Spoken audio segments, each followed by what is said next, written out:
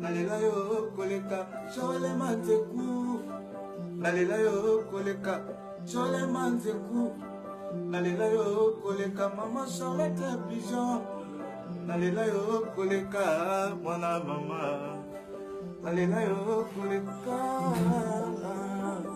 nalela yo koleka mwana mama nalela yo koleka chole manzeku nalela yo koleka nalela yo koleka nalela yo koleka mama nasala nini nasala nini mama.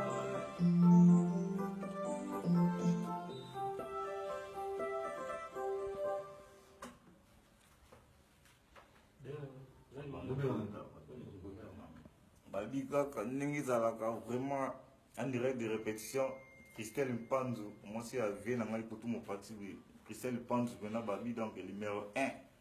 Hein, numéro 1 il y avait dans pour tout mon parti. Christelle Mpanzu maman la Christelle. Ici comme mon thème il y avait dans pour tout mon parti devant là. Hein? C'est comme mon thème avait dans mon parti devant là vraiment Christelle Mpanzu. Babi je c'est moi aussi donc. Pour battre mon quota. Maman Charlotte pigeon à Londres. Maman Charlotte pigeon à Londres. Serre dans my propre.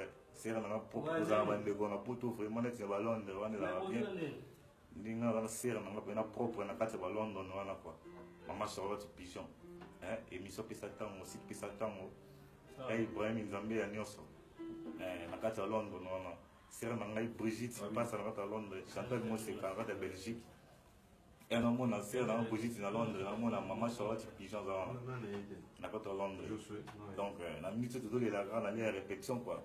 Vina ngamba yale bikwako ebi masolo ngana na kutika bonko nga komi bako mutazaki asamu na mona claveris ça veut dire que c'est pour moi de se poser en direct quoi.